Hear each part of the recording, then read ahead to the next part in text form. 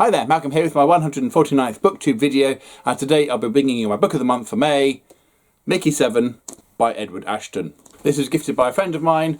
I don't know where they got it from, I haven't even heard of this one. So Mickey 7 is a science fiction adventure on a colony on another planet following the mission's expendable character, or rather the 7th iteration of him now. Basically, it had been acknowledged that colonising another planet was generally quite dangerous, and circumstances where one man would have to sacrifice themselves for the good of the rest of the colony would crop up all the time.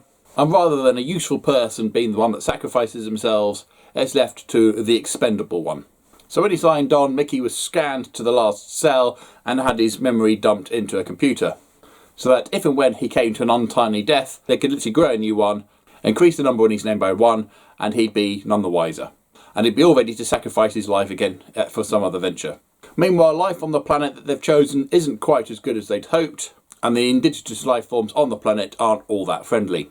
And I really enjoyed this one. Okay, conceptually it's nothing I haven't seen before, and certainly if you've seen The Sixth Day, the Arnold Schwarzenegger film, it's got the same sort of ideas in it there. And indeed, at the beginning of this book, Mickey 7 is mistakenly declared dead while out on an expedition. He fell down a hole, but by the time he gets back to base camp, they've already got Mickey 8 out and about. So not only was he having to deal with the fact there's 2 of him, but also having to re-evaluate the immortality he thought he'd signed up for. Because even though he does regularly upload his memories, and the first few deaths he actually died while wearing the memory thing, he even remembers those gruesome deaths down to the last detail, more than he could possibly want really. He'd always believed that the next iteration of himself was still him. Go back to that philosophical argument about, are you the same person when you wake up in the morning as you were when you went to sleep at night? Or is the today you, with all your memories, think that you're the same person, but actually the person that went to bed last night is no longer with us?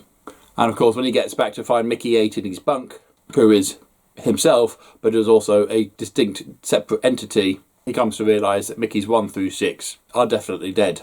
What also made this stand out was that it dealt with the theological and sociological issues of having a duplicate of yourself. It doesn't specify which religion, but a large group of the colony is made up of a religious group, and they are very non-inclusive when it comes to the expendables. But there's also a historical sociological aspect, which you do eventually find out, which is another reason why people distrust and don't like expendables. And seeing how the book is just over 300 pages, that's quite a lot to pack in and include a pretty decent story as well. What also made this stand out was that Mickey 7 was fascinated with history. I spent a good chunk of his time reading accounts of other attempts to colonise planets and where they went horribly wrong.